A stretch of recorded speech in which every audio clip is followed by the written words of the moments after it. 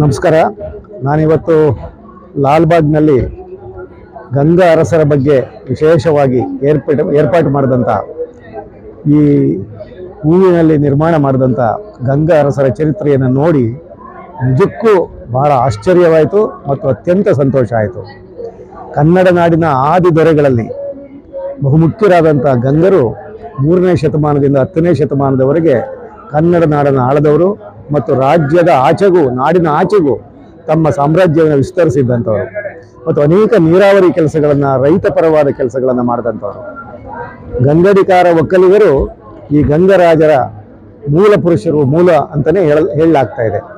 ಅಂಥ ಬಹು ಹಿರಿಯರ ಮತ್ತು ಬಹು ಮುಖ್ಯವಾದಂಥ ಅರಸರ ಒಂದು ಚರಿತ್ರೆಯನ್ನು ಹೂವಿನ ಮೂಲಕ ಕಟ್ಟಿಕೊಡುವ ಮೂಲಕ ನಮ್ಮ ರಾಜ್ಯದ ಕಣ್ಣು ತೆರೆಸುವ ಕೆಲಸ ಆಗಿದೆ ಅಂತ ನನಗನ್ಸುತ್ತೆ.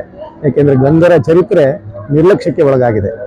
ಅಂಥ ಒಂದು ಚರಿತ್ರೆಯನ್ನು ಇಟ್ಟುಕೊಂಡು ಈ ಲಾಲ್ಬಾಗ್ನ ಬಹಳ ಪ್ರತಿ ವರ್ಷ ನಡೆಸ್ತಕ್ಕಂಥ ಈ ನೆನಪಿನ ಒಂದು ರೀತಿಯ ಉತ್ಸವದಲ್ಲಿ ಇಂಥ ಒಂದು ಚರಿತ್ರೆಯನ್ನು ಕೊಟ್ಟುಕೊಡುವ ಕೆಲಸವನ್ನು ಮಾಡಿದ್ದು ಮತ್ತು ಅದಕ್ಕೆ ಒಂದು ಮಹತ್ವವನ್ನು ನೀಡಿದ್ದು ಬಹಳ ಸಂತೋಷದ ಸಂಗತಿ.